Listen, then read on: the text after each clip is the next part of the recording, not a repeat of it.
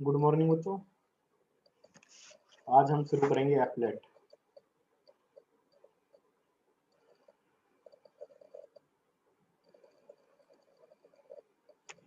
Applet क्या होता है? Applet basically dynamic website create करने के लिए आपका यूज होता है। ठीक, आपने देखा होगा कि भी वेबसाइट आप HTML में CSS यूज करके, जावास्क्रिप्ट डायनामिक पार्ट के लिए या फिर PHP डायनामिक पार्ट के लिए आप यूज करते हो। आप मतलब जो आपके जो पोर्टल होते हैं, वेब पेजेस होते हैं, उसमें जावा का भी यूज होता है। तो एप्लेट क्या है? डायनामिक वेब पेज क्रिएट करने के लिए काम आता है। और जिस वेब पेज में एप्लेट का यूज होता है, सपोज यूजर ने वो पेज ओपन किया, तो क्या होगा? जो एप्लेट है वो यूजर की मशीन में डाउनलोड होगा और वहां पे वो एग्जीक्यूट करेगा। लेकिन वो एग्जीक्यूट करता है जावा के जो स्पेसिफिक सेक्शन है जहां पर जावा इंस्टॉल्ड है वहीं पर। ये नहीं है कि आपके सिस्टम में कहीं पर भी एग्जीक्यूट हो जाएगा। अगर ऐसे एग्जीक्यूट होने लग जाए तो वायरस आने के चांस बढ़ जाएंगे आपके सिस्टम में। ऐसे नहीं होता, वो सिर्फ आपके जावा के स्पेसिफिक सेक्शन के अंदर ही आपका एग्जीक्यूट होगा। और जो एप्लेट है, जितने भी एप्लेट आप क्रिएट करोगे, ये सारे के सारे सब क्लास होंगे आपके एप्लेट क्लास के। एप्लेट क्लास होती है बेसिकली आपकी जावा के अंदर। जो भी आप एप्लेट क्रिएट करोगे वो सारे के सारे इसके सब क्लास होंगे, सब क्लासेस। और जब आप एप्लेट क्रिएट करोगे उसके लिए आपको Java dot applet, applet class basically उसको इंपोर्ट करना पड़ेगा।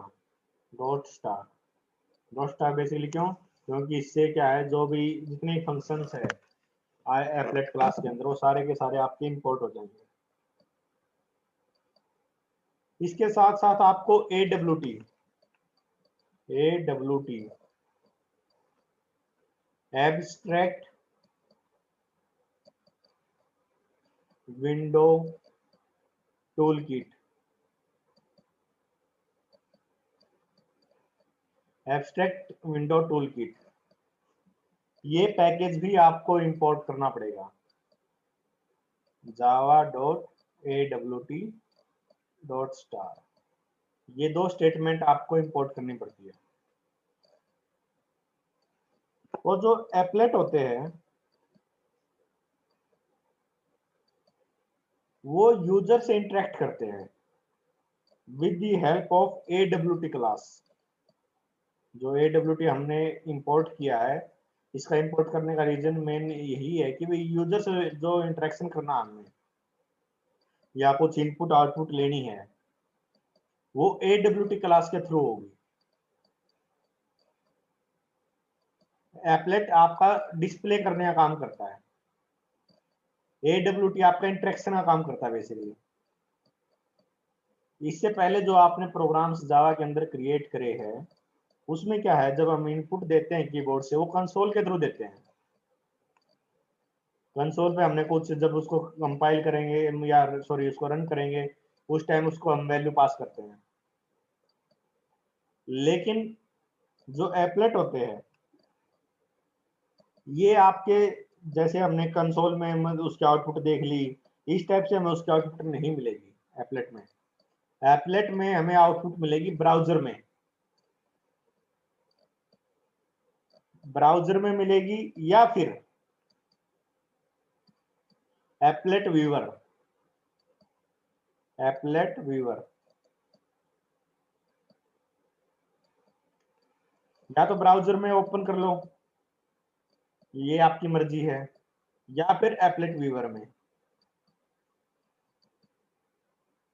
जब आप एप्लेट व्यूअर में करोगे तो एप्लेट व्यूअर कंप्लीट ब्राउजर नहीं होता, लेकिन वो कुछ फंक्शनलिटी को सपोर्ट करता है, वो मैं करके दिखाऊंगा आपको प्रैक्टिकली। ब्राउजर आपके सारे के सारे HTML फंक्शनलिटी को सपोर्ट करता है, ब्राउजर में सारे आपको ऑप्शंस दिख जाएंगे। लेकिन एप्लेट व्यूअर में हो सकता है कि भाई कुछ चीजें HTML की वो आपको विजिबल ना हो।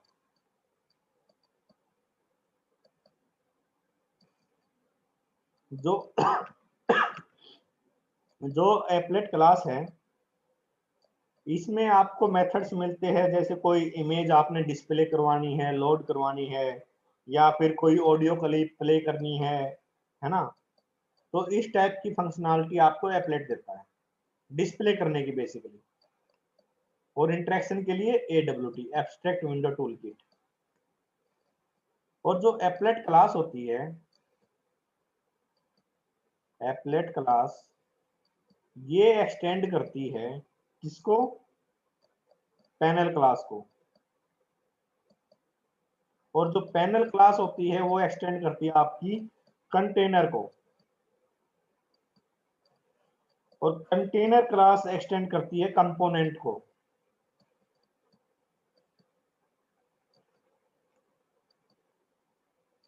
तो एक ढंग से ऐसे समझो, जो आपको विजिबल होगा वो आपका एप्लेट पूरा, और उसके अंदर ये सेक्शन आपका पैनल हो जाएगा, उसके अंदर एक कंटेनर होगा, कंटेनर के अंदर जितने भी आप सेक्शन क्रिएट करोगे वो एक कंपोनेंट हो जाते हैं। ये मैं आपको डिटेल में आगे बता दूंगा। कंपोनेंट बेसिकली हर एक इंडिविजुअल यूनिट को बोल देते हैं, कंटेनर जो उसको कंटेन कर रहा है सारे कंपोनेंट्स को, और वो कंटेनर आपका पैनल के अंदर होगा। ठीक, अब मैं आपको एक बेसिक जो एप्लेट है वो क्रिएट करके दिखाता हूँ।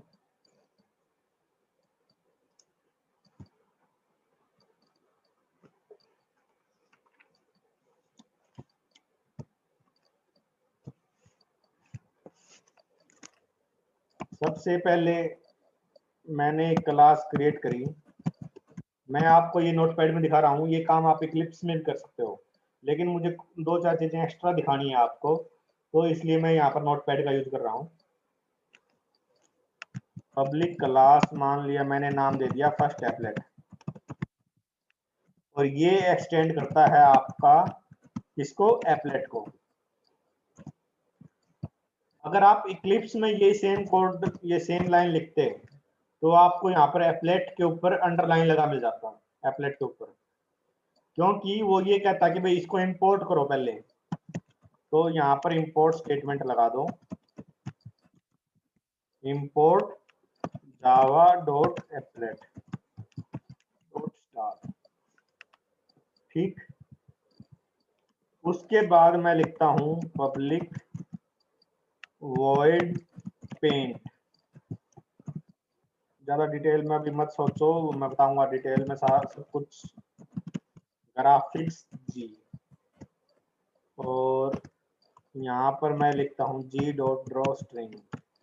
जो एप्लेट होते हैं उनके अंदर मेन नहीं होता, जनरली हो सकता है लेकिन ज्यादातर केसेस में नहीं होता। और यहाँ पर लिख दिया मैंने कोई मैसेज लिख लेते हैं, सपोज मैं नाम ही लिख देता हूँ। ठीक, और मैं यहाँ पर कुछ वैल्यू पास कर देता हूँ। अगर आप ये काम इक्लिप्स में करते, सबसे पहले तो एरर मिलना था एप्लेट पे, उसका सॉल्यूशन हमने कर दिया import Java dot applet dot star. दूसरा एरर आपको मिलना था पेंट पे। ये जो पेंट मेथड होता है ये AWT क्लास का है, तो यहां पर आपको इंपोर्ट करना पड़ेगा java.awt.star।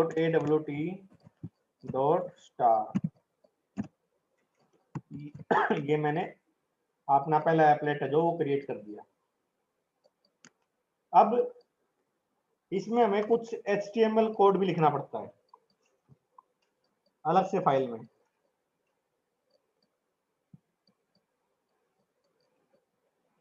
वो कैसे लिखेंगे, इसको मैं कंपाइल करता हूं पहले तो। जावा सी अपना नाम है फर्स्ट एप्लेट क्लास, जो हमने जावा फाइल क्रिएट करी है। ये देखो फर्स्ट एप्लेट डॉट जावा नाम है, फर्स्ट एप्लेट डॉट जावा।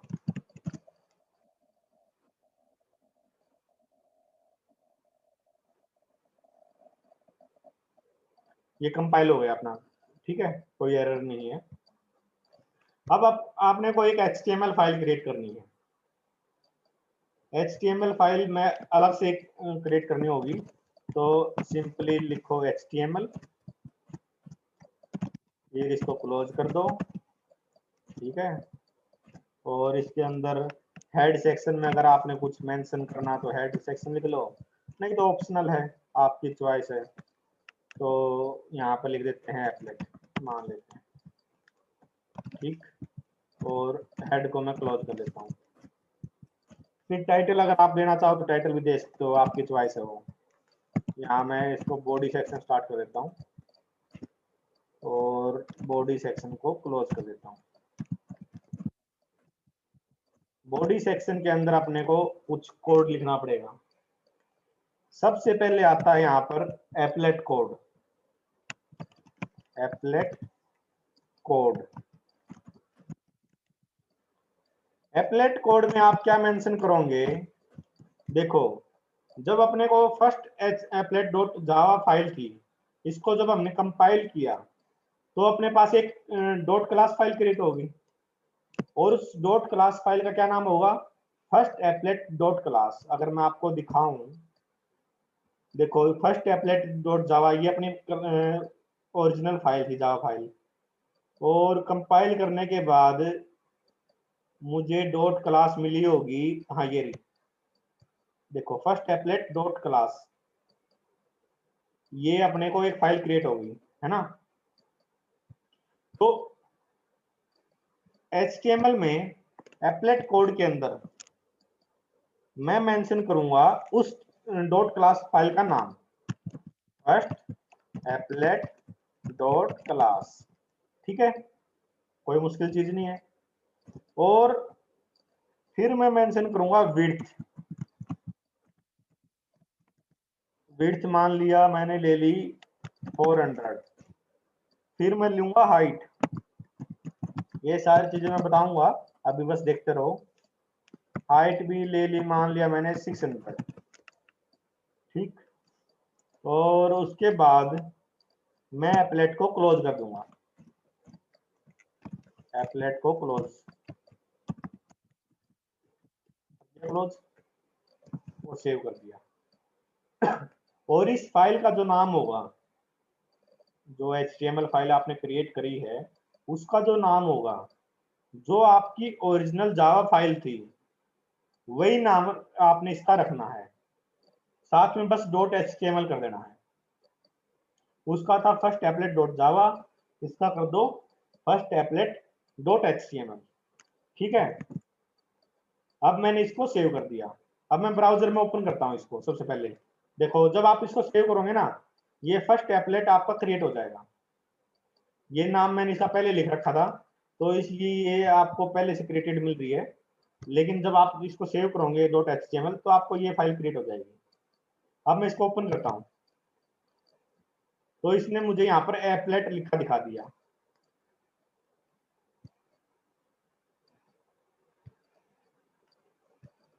और इसी चीज को मैं अब अगर आपको दिखाऊं एप्लेट व्यूअर में, एप्लेट वीवर, ये रन कैसे करना है उसको देखो। सबसे पहले एप्लेट व्यूअर लिखोगे, उसके बाद फर्स्ट एप्लेट डॉट जावा, सॉरी डॉट एचटीएमएल, और एंटर प्रेस कर दो।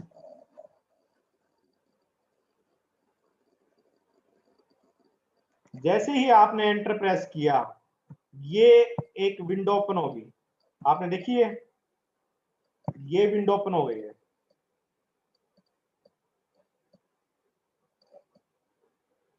सभी का ध्यान गया इस पे। इसको मैं क्लोज करता हूं, एक बार दोबारा देखना। इसको मैं क्लोज कर देता हूं। मैं दोबारा से एप्लेट व्यूअर को रन करता हूं।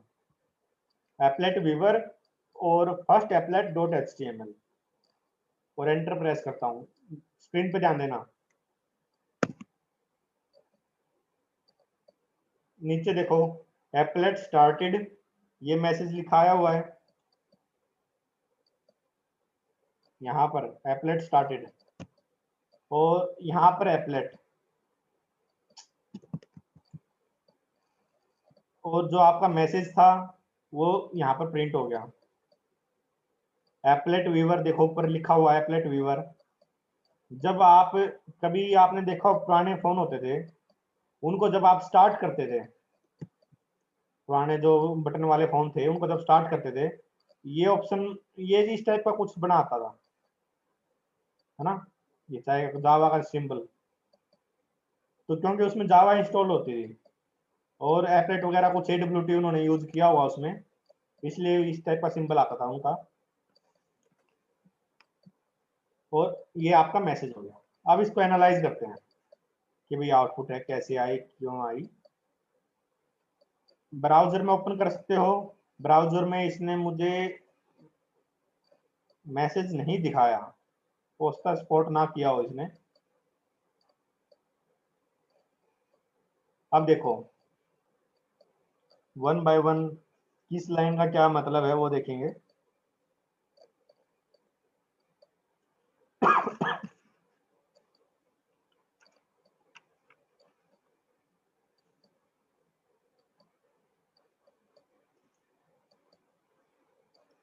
देखो जो पेंट मेथड होता है उसमें हमें ग्राफिक्स क्लास का एक ऑब्जेक्ट पास करना पड़ता है,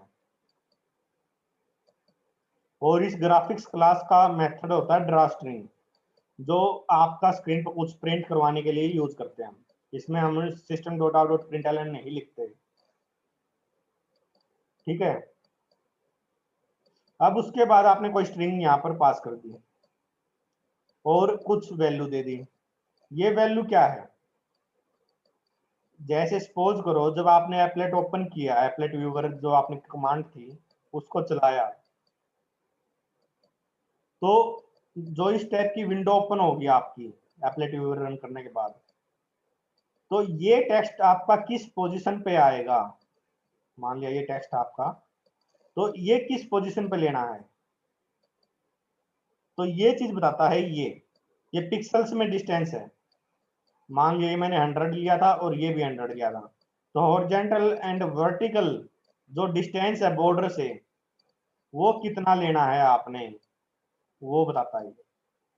अब देखो अगर मैं आपको एप्लेट व्यूअर ओपन करके दिखाऊं, यहाँ पर ये जो डिस्टेंस है और ये डिस्टेंस है, ये दोनों 100 है, क्योंकि हमने 100 पास किया हुआ है। यहाँ से वैसे मैं थोड़ा आगे कर दिया, बिल्कुल जहां से आपका टेस्ट स्टार्ट हो रहा है वहां तक, ये डिस्टेंस आपका 100 है पिक्सल्स के अंदर। इसको आप चेंज कर सकते हो। और जो ये विंडो ओपन हुई है, ये इस शेप में कैसे आई है, वो देखो, वो मिलेगा आपका आंसर यहाँ पर। यहाँ पर मैंने इसकी विड्थ लिख रखी है 400, आपने देखा होगा तो ये चौड़ा कम है, और इसकी हाइट 600 है, 600। इसकी लेंथ जो हाइट है वो ज्यादा है। अगर मैं आपको दोबारा ओपन करके दिखाऊं, देखो, तो यहाँ पर जो ये विड्थ है इसकी, ये 400 पिक्सल्स है, और ये जो इसकी डेप्थ है यहाँ से, ये 600 है। इसकी आप चेंज कर सकते हो, आप 500 700 या 500 200 जो भी आप पास करना चाहो आपकी मर्जी है। ठीक है। और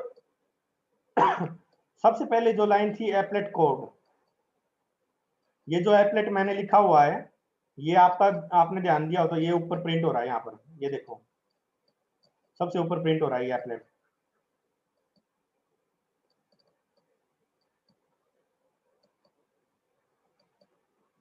तो अब मैंने यहाँ पर एप्लेट कोड लिखा हुआ है first applet dot class.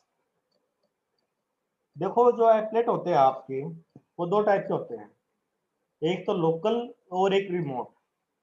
Local का क्या मतलब है और रिमोट का क्या मतलब है? लोकल का मतलब है कि भाई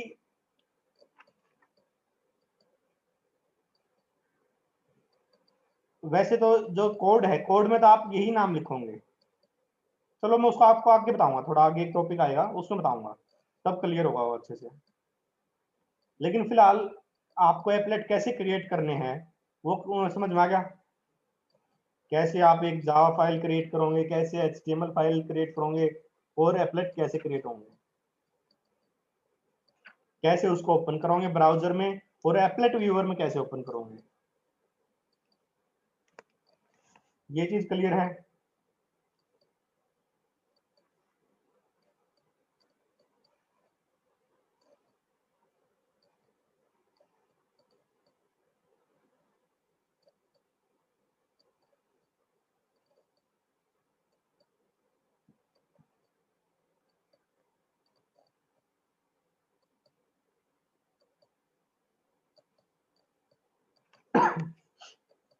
देखो मैंने आपको बताया था कि भाई जो जावा फाइल है जावा की जो, सॉरी,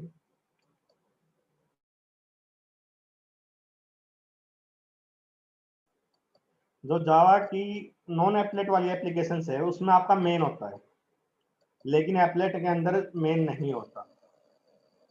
और जो एप्लेट होते हैं ये स्टैंड अलोन नहीं होते, इंडिपेंडेंट नहीं होते, ये एचटीएमएल के ऊपर डिपेंडेंट होते हैं। यहाँ पर हमने नोटपैड में कोड किया तो हमने अलग से एचटीएमएल फाइल क्रिएट करी। एक्लिप्स में आपको जर्नली एचटीएमएल फाइल क्रिएट करने की जरूरत नहीं होती, वो अपने आप उसको मैनेज कर लेता है।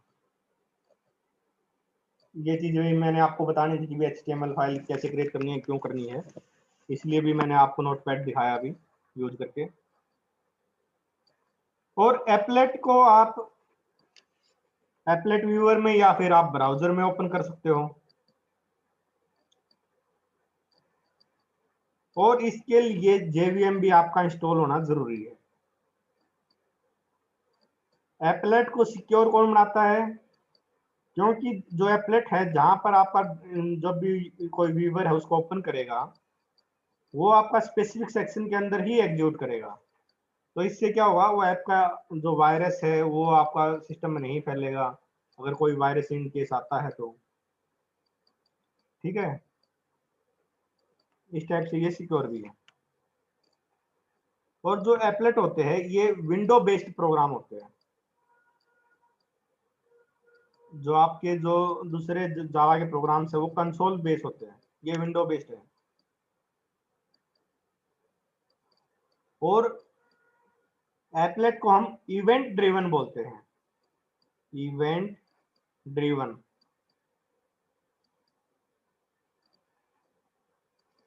इवेंट ड्रिवन का क्या मतलब है कि भाई एप्लेट वेट करते हैं कि भाई इवेंट कब ओकर होगा कोई, और उनको डील करने के लिए क्या होता है अपने पास AWT है, abstract window tool kit. Abstract window tool kit AWT क्या काम करता है, ये नोटिफाई करता है एप्लेट को कि भाई कोई इवेंट हो गया है, वो नोटिफाई करेगा। और उसको डील करने के लिए हमने इवेंट हैंडलर यूज करने पड़ेंगे, जैसे जावास्क्रिप्ट में देखे थे आपने इवेंट हैंडलर, तो इसमें भी इवेंट हैंडलर यूज होंगे। और इवेंट हैंडलर का काम है कि भाई क्या एक्शन लेना है कोई इवेंट ओकर होता तो, और कैसे उसको डील करना है।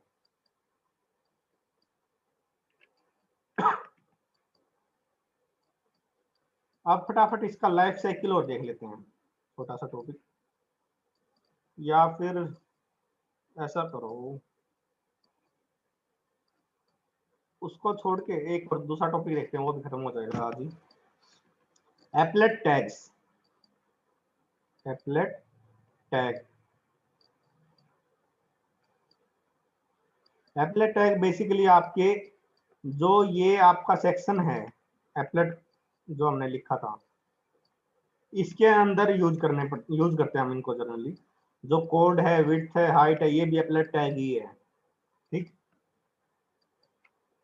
अगर आपने इसके अंदर और भी एप्लेट टैग यूज करने हैं तो इसी सीक्वेंस में यूज करते रहोगे। सबसे पहले आता है कोड बेस।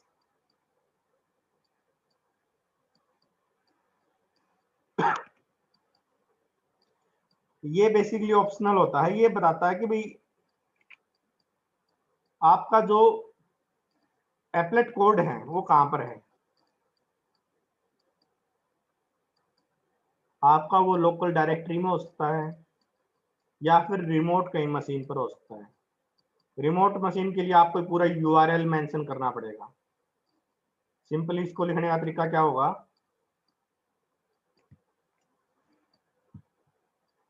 जैसे मैं यहाँ पर इसी को एडिट कर देता हूँ थोड़ा, कोड बेस, और यहाँ पर आप मेंशन करोगे यूआरएल। इस टाइप से आप यूआरएल का मतलब यूआरएल ही नहीं लिख दोगे, उसका पाथ पूरा। ये तो मैंने आपको वैसे बता दिया कि यूआरएल आएगा, यहाँ पर कहीं यूआरएल ही लिख दो। अगर आपका एप्लेट आपकी लोकल डायरेक्टरी में है, उस केस में आपको कोड बेस लिखने की जरूरत नहीं होती। अब मैंने अपने एग्जांपल में कोड बेस नहीं लिखा था। क्यों नहीं लिखा था? क्योंकि मेरी जो जावा फाइल थी और जो मेरी HTML फाइल थी, वो दोनों सेम फोल्डर के अंदर थी, सेम डायरेक्टरी में थी। तो उस केस में कोड बेस लिखने की जरूरत नहीं होती। लेकिन जब आपका जो एप्लेट है वो किसी रिमोट मशीन पर है, तो उस केस में आपको कोड बेस लिखना पड़ेगा।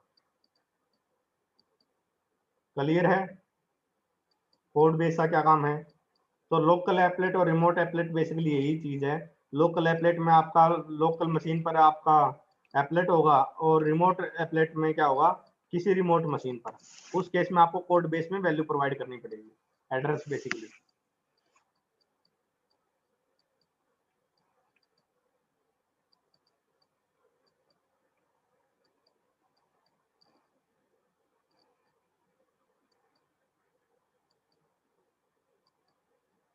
काजल कह रही है कि अगर आप कंटिन्यू करवाते हो, क्लास नहीं है, फाइनल ईयर की क्लास नहीं है 11:15 बजे। अगर नहीं है तो एक दो टॉपिक करवा देंगे, कोई दिक्कत नहीं है।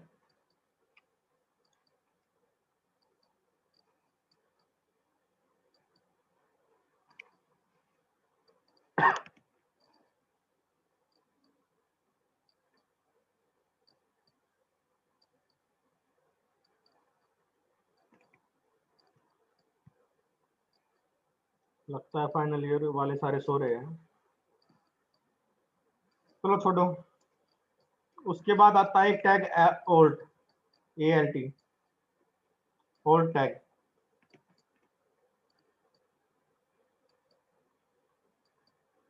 ये बेसिकली आपका डिस्प्ले करता है टेक्स्ट को in case non Java browser है।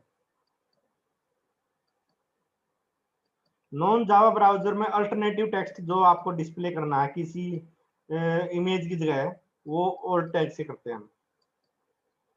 ठीक है। विड्थ हाइट बेसिकली मैं आपको बता चुका हूँ। अलाइन टैग होता है एक, अलाइन। इसमें आप बेसिकली पास करते हो left right, top bottom, middle, है ना। बेसिकली अलाइनमेंट कहाँ होनी है उसकी। ऐसे ही वी स्पेस और एच स्पेस है, वी स्पेस और एच स्पेस। वर्टिकल स्पेस और हॉरिजॉन्टल स्पेस कितना देना है आपने वो मेंशन कर सकते हो आप यहाँ पर। एक होता है इसमें परम टैग, ये बेसिकली पैरामीटर के लिए है।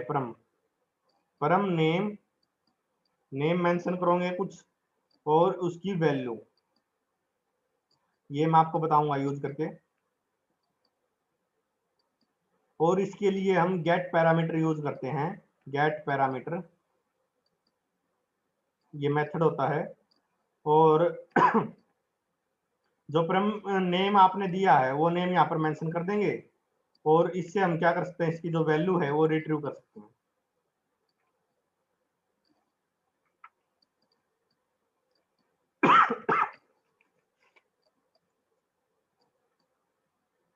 चलो फिर ऐसा कर लेते हैं कि भाई ये टॉपिक तो यहीं पर खत्म करते हैं। ये तो HTML टैग थे, आप दोबारा रिज्वाइन करो। अभी एक छोटा सा टॉपिक और करवा देता हूँ आपको।